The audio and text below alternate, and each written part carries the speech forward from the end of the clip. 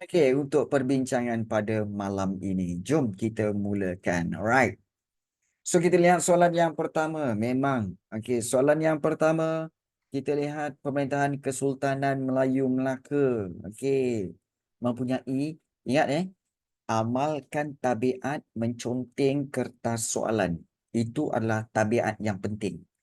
Okey, Pemerintahan Kesultanan Melaka mempunyai sistem pentadbiran yang mantap dan tersusun. Apakah sistem pentadbiran tersebut? Ini kalau soalan ni kalau korang tak dapat memang aku lipat korang semua.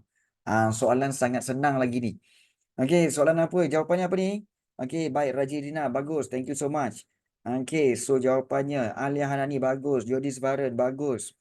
Okey. So yang lain-lain. Mana jawapan kamu?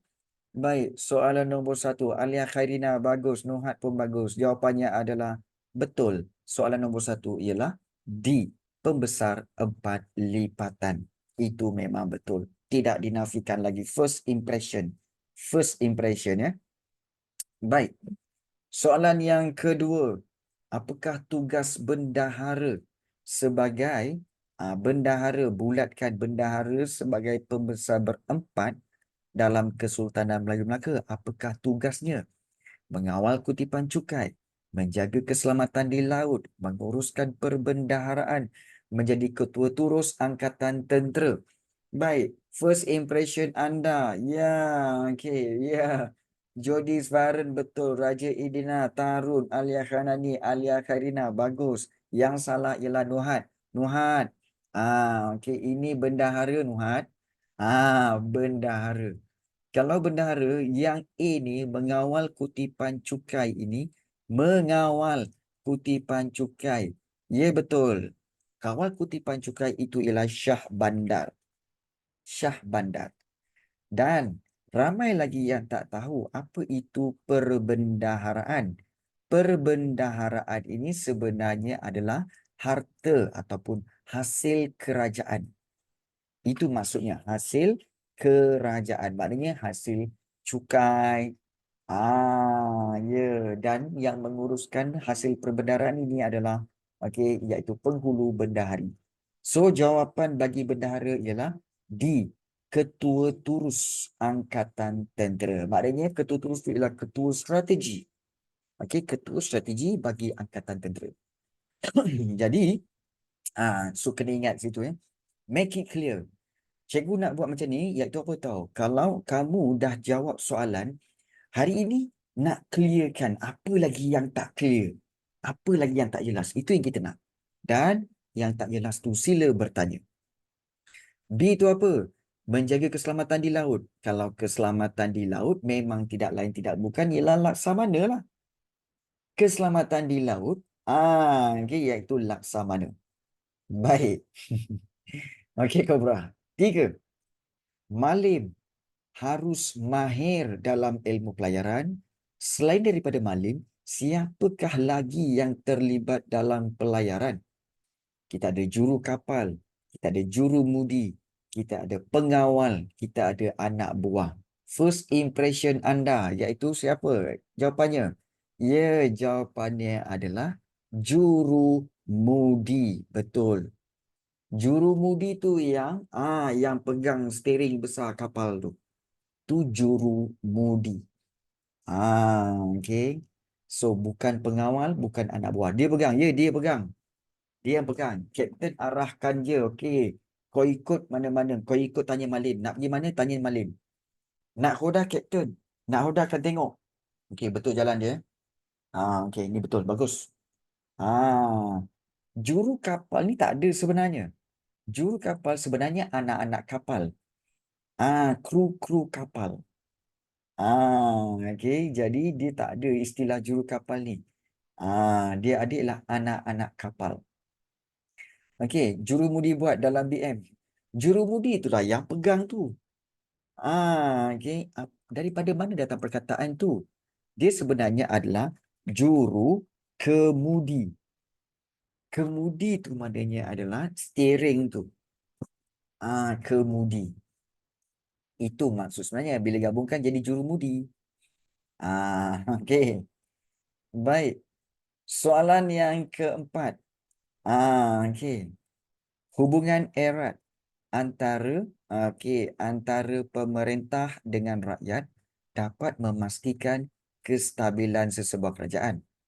So, manakah antara berikut merupakan peranan sultan dalam Kesultanan Melayu Melaka? Soalan tanya, peranan sultan. Baik, bertanggungjawab untuk menjaga keselamatan rakyat, bertanggungjawab dalam peluasan jajahan takluk, bertanggungjawab dalam penyebaran agama Islam, atau bertanggungjawab dalam memastikan perpaduan rakyat. So, yang mana satu? Okey, nampak macam semua ni macam betul je cikgu. Mana satu jawapan dia cikgu? B okey. So, apakah jawapan dia? Adakah 1, 2, 1, 4 atau 2, 3 atau 3, 4? Jawapannya adalah, so ramai yang bertanya cikgu. Wait, 1 dan 4 jawapan cikgu. Okey, baik. Soalan nombor 4 jawapannya adalah, baik, untuk memastikan kestabilan peranan Sultan dalam Kesultanan Melayu Melaka, bertanggungjawab untuk menjaga keselamatan rakyat, itu memang betul. Okey. Bertanggungjawab dalam peluasan jajahan takluk. Okey. Bertanggungjawab dalam penyebaran agama Islam. Bertanggungjawab dalam memastikan perpaduan rakyat. So, mana yang lebih penting peranannya? Jawapannya adalah 1 dan juga 2. Bertanggungjawab dalam peluasan jajahan takluk, iaitu A, 1 dan 2. Okey, 1 dan 2. So, jawapan ini memang dia rapat-rapat. Dia memang rapat-rapat. Okey, jadi, okey, soalan tanya tentang peranan Sultan. Sultanlah yang bertanggungjawab untuk jaga keselamatan rakyat dan juga peluasan jajahan takluk. Kalau dalam penyebaran agama Islam, tidak. Bukan tugas Sultan. Bukan tugas Sultan. Juga, dalam memastikan perpaduan rakyat, sebenarnya ini adalah tugas-tugas pembesar. Tugas bendahara, temenggung, penghulu bendahari, laksamana. Sebab mereka ada kawasan pegangan dan kawasan pemakanan. Betul kan? Kita ada belajar. So, mereka lah yang bertanggungjawab memastikan perpaduan rakyat. Jadi soalan nombor 4 jawapannya adalah A, 1 dan 2. Okey, jom kita pergi soalan yang kelima. Tiba-tiba, apa yang boleh dikaitkan dengan konsep nasionalisme? Alamak, dah masuk bab 2.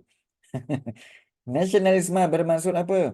Alah, ini kalau korang jawab ni, iaitu apa? Yes, first impression, first impression. Gunakan first impression. First impression adalah cinta akan bangsa dan negara. Betul. Ramai yang telah gunakan first impression. Maknanya benar-benar menguasai topik ini. Bagus. Nombor 6. Maklumat di bawah merupakan karya John Locke, iaitu seorang ahli falsafah Inggeris. Two Treatises of Government. Jadi, soalan nombor 6 dia tanya, iaitu, mana soalannya? Sebenarnya apa yang dikaitkan dengan Two Treatises of Government ini?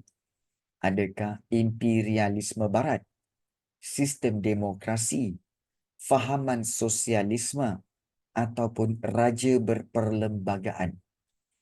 So, sebenarnya, Two Treatises of Government sebenarnya berkaitan apa? Saya rasa D. First impression anda.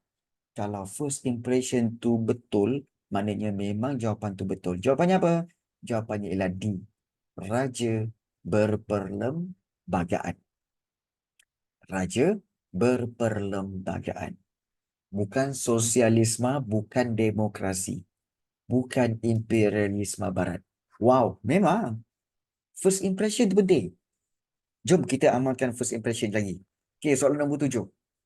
Jom Raja Chulan, Raja Abdullah, Muhammad Yunus Abdullah, Mahmud Mat.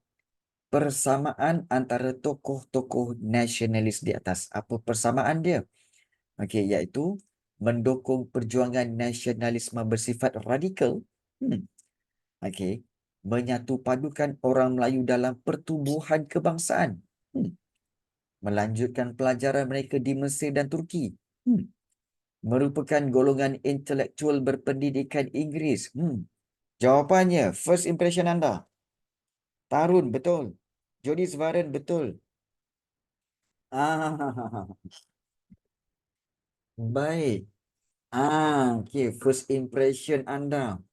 Semua cikgu pilih betul sebab cikgu sejarah. Bukan first impression. Apa pula? Baik. Jawapannya adalah, okey, ketiga-tiga ini adalah merupakan golongan intelektual berpendidikan Inggeris. Okey, saya guna je, tak boleh pakai pun. Boleh, kamu je yang tak tahu. Okey. Baik. So jawapannya ingat Ya betul. Raja Chulan, Yunus Abdullah, Mahmud Mat ini mereka adalah golongan intelektual berpendidikan Inggeris.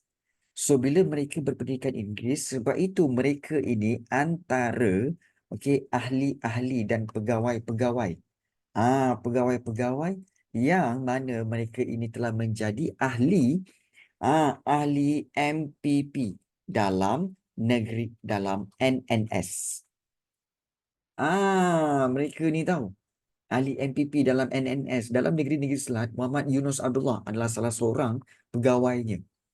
Sebab apa? Sebab Yunus Abdullah boleh berbahasa Inggeris. Itu.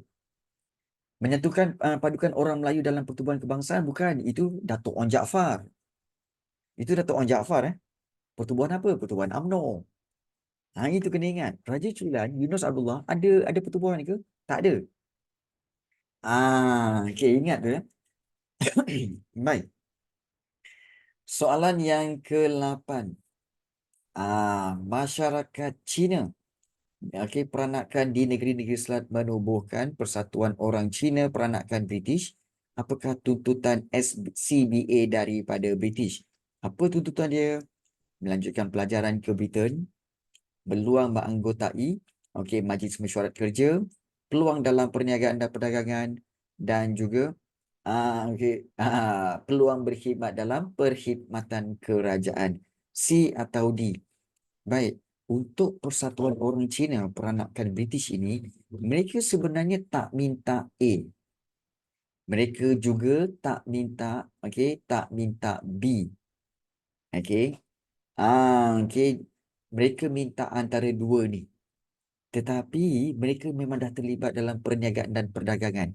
So mereka sebenarnya minta dengan British, iaitu peluang berkhidmat dalam perkhidmatan kerajaan. Mereka nak orang-orang Cina ada yang menjadi pegawai kerajaan pada waktu itu.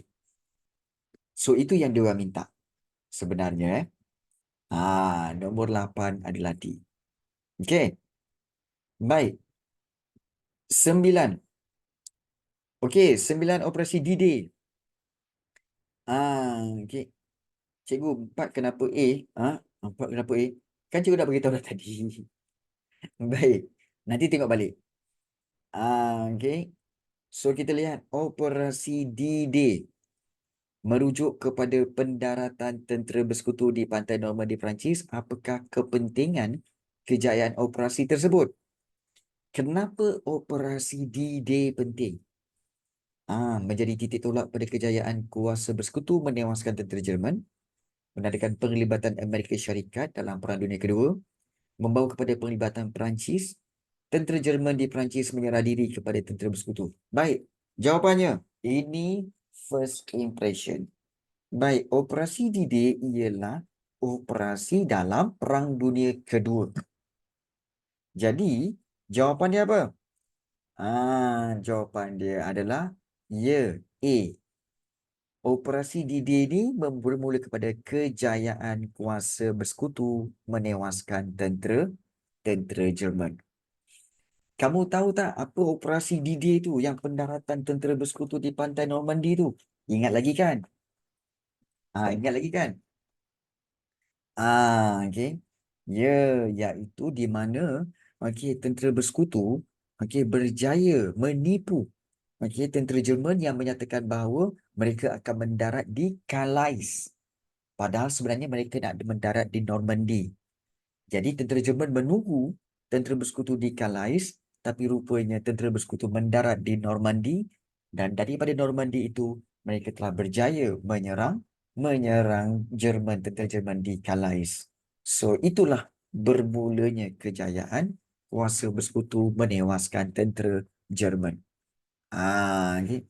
Tentera Jerman di Perancis menyerah diri kepada tentera bersekutu. Tidak. Bukan semua menyerah diri. Mereka menentang juga. Okey. Yang itu. Soalan 4.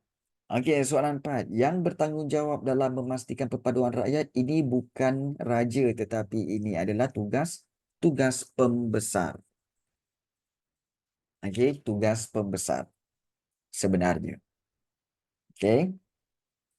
Baik, soalan 10. Okey, Jepun mewujudkan konsep Orde Baharu Asia. Apakah maksud konsep tersebut? Konsep Orde Baharu Asia. Okey. Serangan ke atas Pearl Harbor, bermulanya Operasi Barbarossa, pendaratan tentera bersekutu, Amerika Syarikat terlibat dalam peperangan. Baik.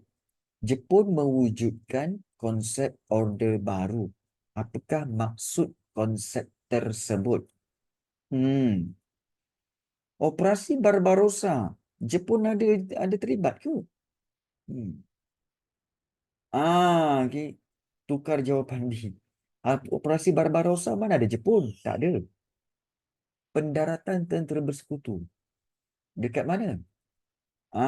Okey, baik. Ya, okey. So jawapannya adalah 1 dan 4. Serangan ke atas Pearl Harbor. Okey. Ya, betul sebenarnya. Sebenarnya kesan dia. Ya, betul.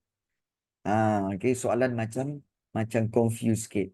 Tapi jawapan kita tahu ialah B, 1 dan 4 sebab kedua-dua ini berkaitan dengan Perang Pasifik. Okey. Ya, walaupun ya, Amerika diam aja. Diam je apa? Mereka pun membantu juga kan? Okey. 10 adalah B. Jom kita pergi soalan nombor 11. Okey. Cikgu agak cepat sikit, bukan apa tahu. Kita ada 40 soalan ni. 40 soalan Baik, 11. Pasukan anti-Jepun yang digambarkan di bawah dibentuk di Sri Lanka, anggotanya dilatih di India dan di Sri Lanka ini. Pasukan anti-Jepun yang mana ni? Force 136, Tentera Bintang 1 Pasukan Wataniah Pahang atau MPAJA. Senang je. First impression kamu. Dibentuk di Sri Lanka, siapa? Anggotanya dilatih di India dan Sri Lanka, siapa? Jawapannya adalah ya. Mana pula Nuhat? Mana ada tentera bintang 1? Tak ada. Jawapannya adalah Force 136. Force 136.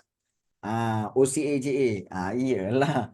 Tapi yang benar-benar mengganas ialah tentera bintang 3 kan? Yang benar-benar mengganas lah. Tentera bintang 3. Okey. Baik. Kita lihat sini soalan nombor 12.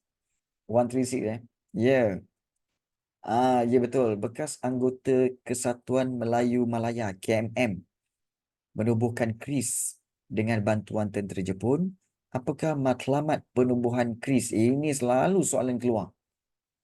Menentang kehadiran semula penjajah barat, mewujudkan kawasan lingkungan kesemakmuran Timur Raya, menyatu padukan penduduk tanah Melayu dengan penduduk Indonesia, mencapai kemerdekaan bersama-sama dengan Indonesia. Jawapan dia B atau C? C. Okey, jangan confuse. Baca pilihan jawapan betul-betul. Cuba betul-betul.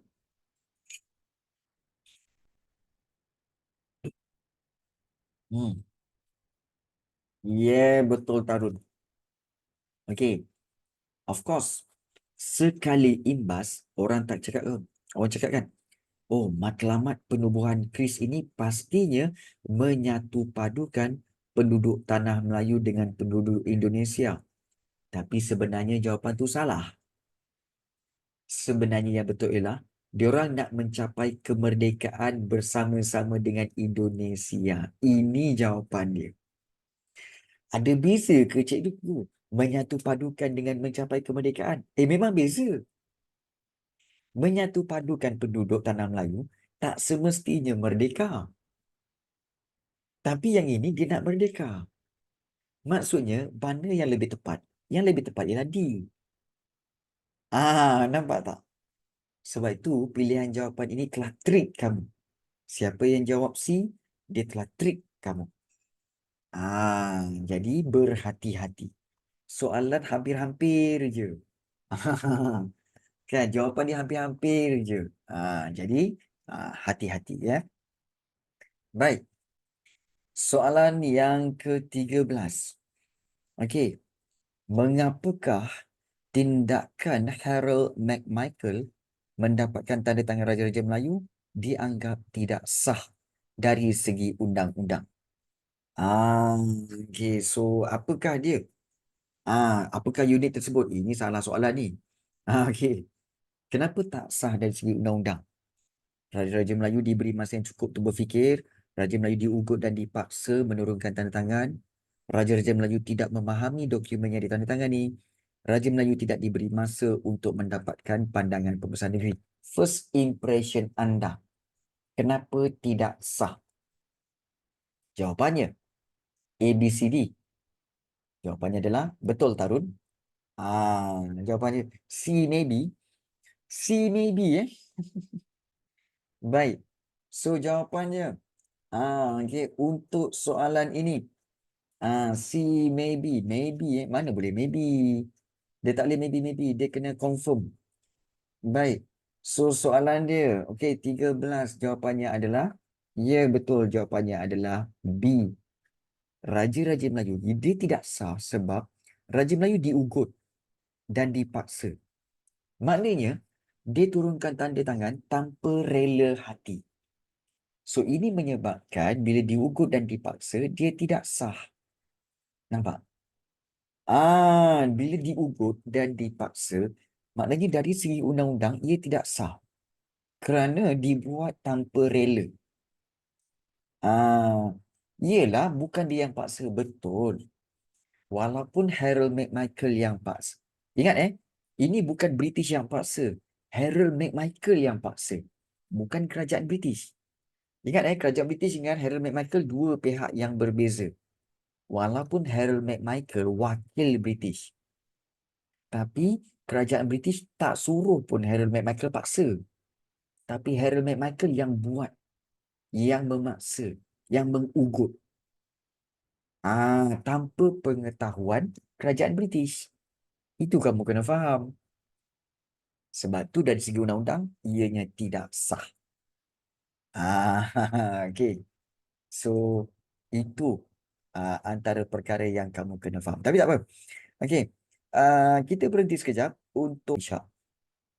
Okey, kita teruskan lagi dengan latihan yang seterusnya. Okey, untuk soalan seterusnya. Okey, soalan yang ke-14. Kita lihat di sini. Okey, mengapakah kerajaan British mengeluarkan pekeliling nombor 9 di Sarawak? Okey, melarang penggunaan bangunan kerajaan, melarang penglibatan pegawai awam dalam gerakan anti penyerahan, melarang penglibatan rakyat Sarawak dalam anti penyerahan, memberi amaran kepada semua pertubuhan politik yang menentangnya. Jawapannya, first impression anda. First impression anda. A, B, C, D. Sila bagi tahu. Sila bagi tahu. Jody Sebaran, betul. Okey. Baik. Pekeliling nombor 9 menyatakan bahawa satu surat notis telah diberitahu bahawa iaitu semua chapter berapa, cikgu? Ini bab yang keempat. Bab 4. Ini bab 4. Bab 4 sejarah tingkatan 4 iaitu bab 4 iaitu mula-mula BMA. Lepas tu Malaya Union. Lepas tu apa? Penyerahan Sarawak. Lepas tu penyerahan Sabah. Jadi dekat penyerahan Sarawak itu yang berlaku pekeliling nombor 9 ini. Jadi jawapannya adalah melarang penglibatan pegawai awam dalam gerakan anti penyerahan. Yang sini melarang pelibatan rakyat Sarawak dalam gerakan anti penyerahan, ini salah. Nampak tak? Dia guna ayat yang sama tahu. Dia gantikan pegawai awam dengan rakyat Sarawak aja.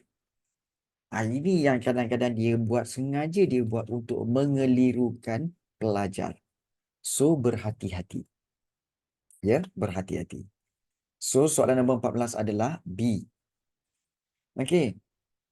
Soalan 15. Okey, kalau kita lihat di sini, okey, iaitu apakah kesan daripada penglibatan kumpulan rukun 13 dalam gerakan anti penyerahan? Apa kesan dia?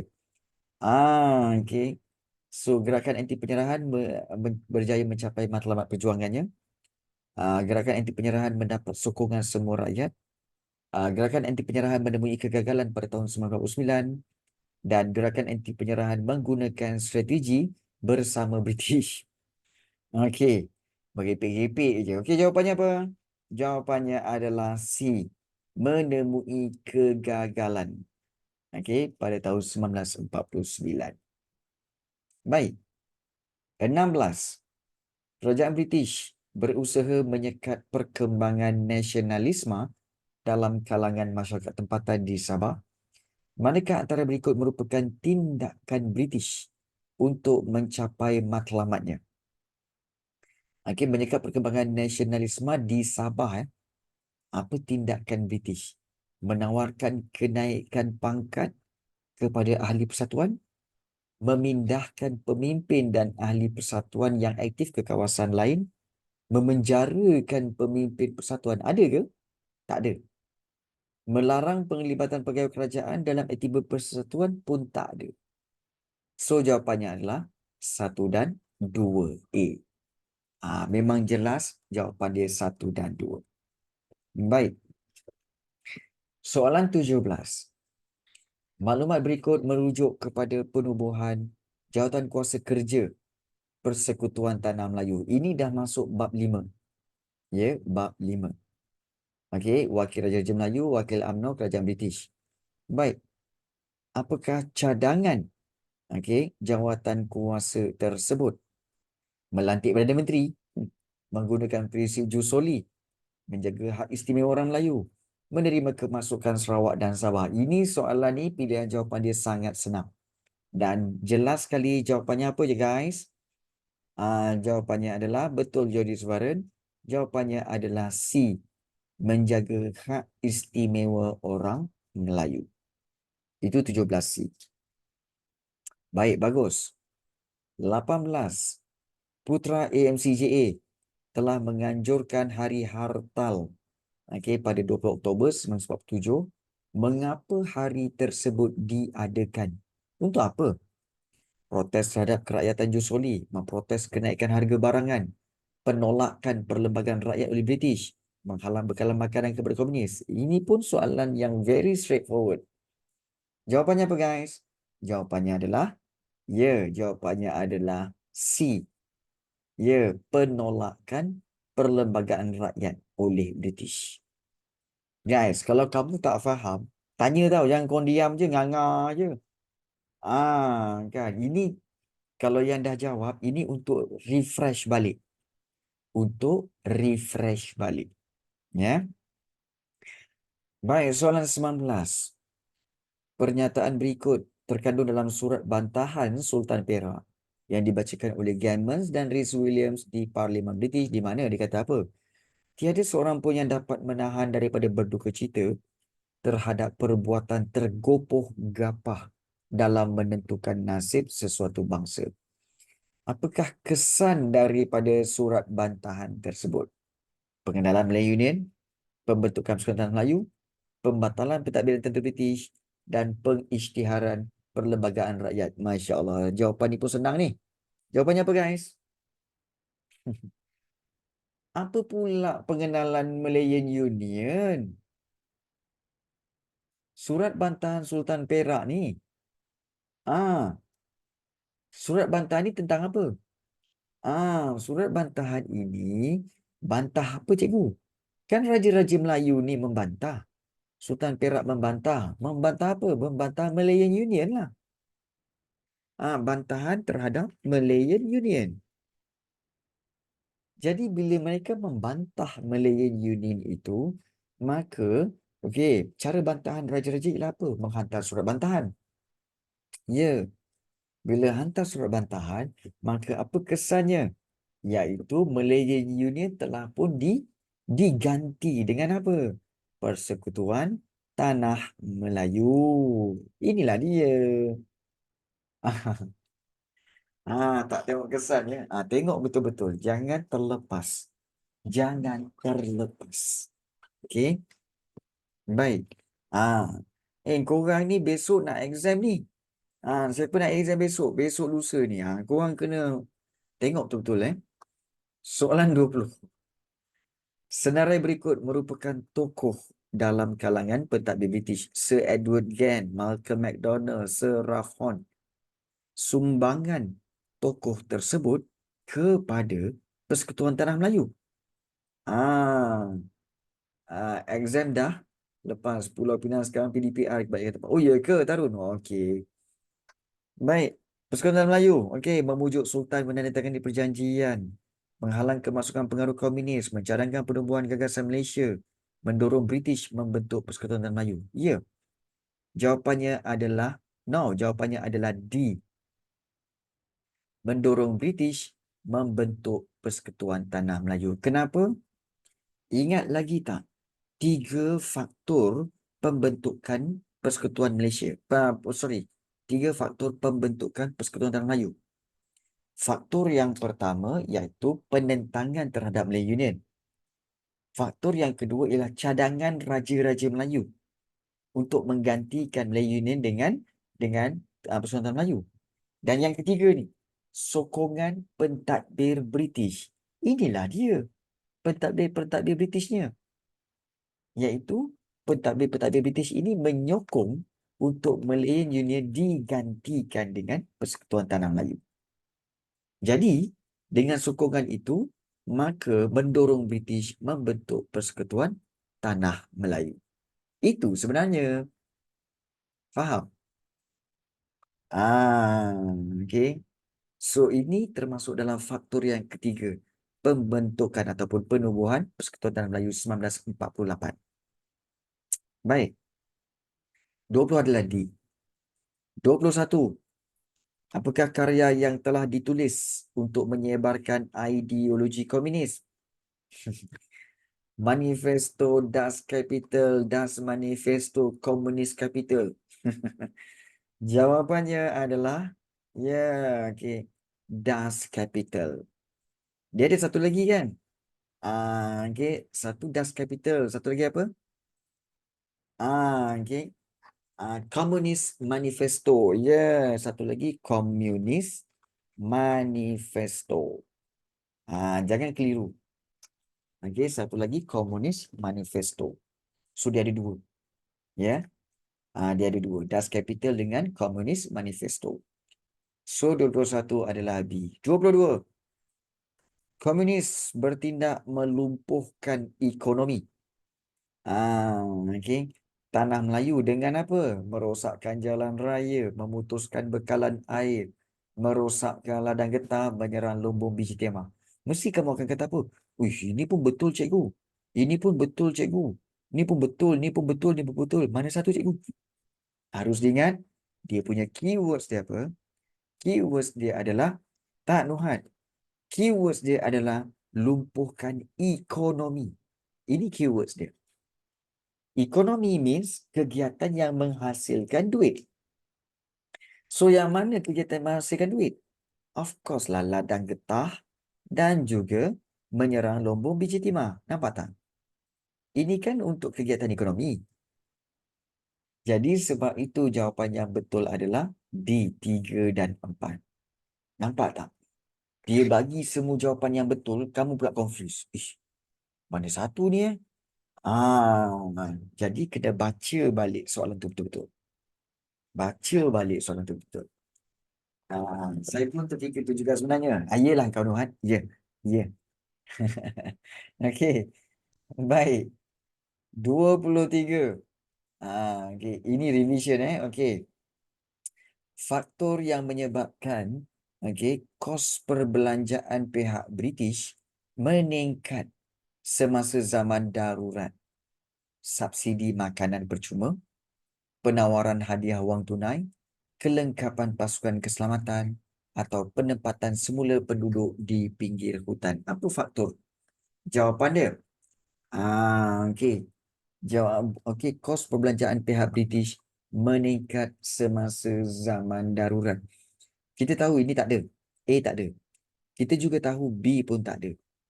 So, antara C ataupun D. Yang mana lebih banyak digunakan? Baik. Jawapan untuk soalan 23. Yang mana lebih mahal? Ya, okey. Sebenarnya yang lebih mahal adalah D. Ya, penempatan semula penduduk di pinggir hutan. Itu lagi mahal. Sebab mereka kena bina apa? Kena bina kampung baru. Betul? Ah, sebab mereka terpaksa bina kampung baru. Buat rumah, kena pagar. Kena sediakan banyak kemudahan di kampung baru tu. Itu menyebabkan kos belanja pihak British meningkat. Sebab terpaksa bina kampung baru. Tu. Baik. Soalan 24. Okey, mengapakah rancangan penempatan semula kampung baru telah merenggangkan hubungan kaum di tanah Melayu? Okey.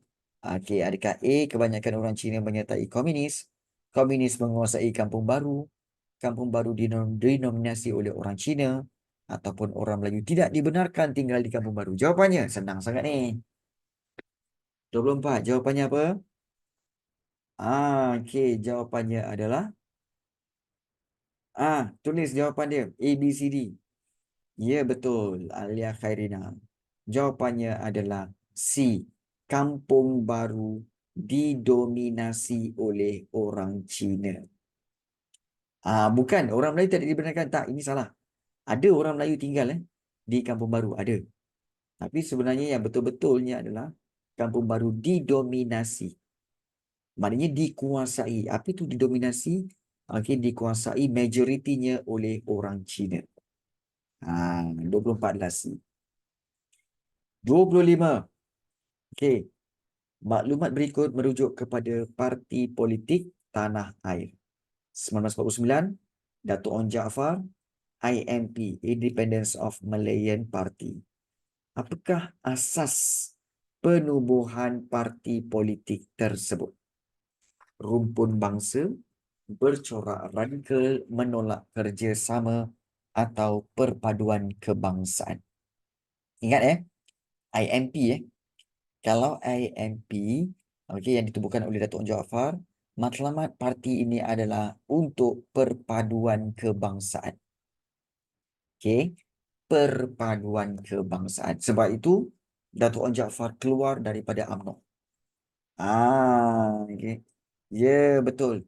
Sebab Onn Jaafar keluar UMNO sebab UMNO tak accept bangsa bukan Melayu kan cikgu. Ya, betul. Betul. Baik. Itu 25.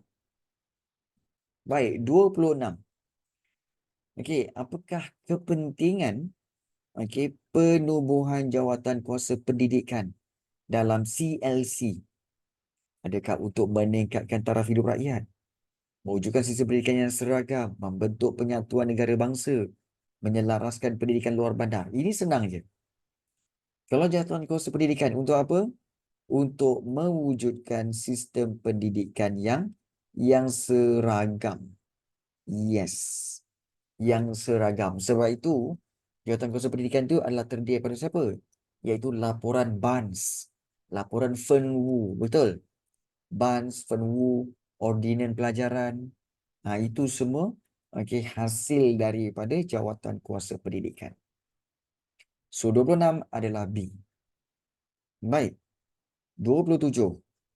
Bagaimanakah sistem ahli yang diperkenalkan pada tahun 1951 dapat memperkukuhkan perpaduan rakyat? Undang-undang Akti Perkauman digubal. Ada. Ahli dipantau oleh sebuah suruhanjaya bebas. mewajibkan penggunaan bahasa kebangsaan, ahli dilantik dalam kalangan pelbagai kaum tanah Melayu. Jawapannya 27. Jawapannya adalah ya, sistem ahli sebenarnya okey, ahlinya dilantik dalam kalangan pelbagai kaum di tanah Melayu. Well, okey, baik. Kita cikgu rasa sampai situ saja yang sempat cikgu bincangkan pada hari ini sampai soalan yang ke-27. So soalan-soalan yang lain-lain tu kamu boleh buat sendiri okey untuk kamu bersedia. Siapa yang ada exam besok? Esok dan juga hari Jumaat. Siapa ada exam esok dan hari Jumaat? Kanisha. Siapa lagi? Raja Edina. Okey, baik. So, ramai yang bertanya cikgu, cikgu, untuk last minute ni, besok nak exam, malam ni nak kena buat apa cikgu? Malam ni, okey, apa yang kamu patut buat iaitu, tengok balik latihan-latihan yang telah kamu buat selama ini. Especially latihan-latihan daripada peperiksaan akhir tahun ni. Tengok latihan dia, tengok soalan dan tengok jawapan. Tengok. Tengok jawapan dia apa semua. Jadi ini untuk apa? Untuk dapat input. Oh, soalan ini jawapan dia macam ni. Oh, soalan ini jawapan dia macam ni. Baik. Siapa lagi yang ada exam hari Jumaat dan juga exam minggu depan? Ada siapa lagi yang ada exam hari Jumaat ni dan juga minggu depan? Ada lagi tak? Anyone? Khairin, bila Khairin? Khairin, bila Khairin? Raja Edina esok, Kanisha besok. Tahun lepas. Tahun lepas? Dah buat dah. Oh, dah buat dah. Ah. Kau ni kan. Baik, siapa lagi yang belum? Siapa lagi yang belum exam? Semua dah Blur kejap. Okey. Blur kejap semua ada. Okey, okey, okey, okey. Baik, baik, baik. So, dan ingat kepada yang ada exam besok. Dah dapat result juga Okey, baik. Kepada yang dah tak apa. Yang belum exam, ingat Okey, yang dah exam, no hard semua. Kamu semua ada guna tak tips yang terakhir yang cikgu bagi? Ada gunakan tak tips terakhir yang cikgu berikan? Ada. Okey, berkesan tak tips tu? Ah, saya memang nak guna esok berkesan. Alhamdulillah. Ya betul. Okey, sila gunakan tips itu. Ya, insyaAllah. Ya betul Nuhat. Supaya kamu semua dapat menjawab soalan dengan baik. Okay, worth it. Ya, betul. Okay, so untuk itu, good luck guys. Dan untuk yang lain-lain, okay, hari Sabtu ni, kita buat revision seperti biasa. Dan hari Sabtu ni, oleh kerana ramai yang dah habis exam, hari Sabtu ni, kita akan buat, okay, iaitu revision topik pilihan kamu. Topik mana yang kamu nak ulang kaji, kita bincang hari Sabtu ni. Baru best. Oh, ya ke Nuhat? Okey. Itu je guys. Kita jumpa pada hari Sabtu ni. Take care. Assalamualaikum dan selamat malam semua. Bye-bye. Good luck guys. Sama-sama Kanisha. Terima kasih, Baik Alia. Cikgu. Sama-sama Iza. Terima kasih cikgu. Sama-sama. Right.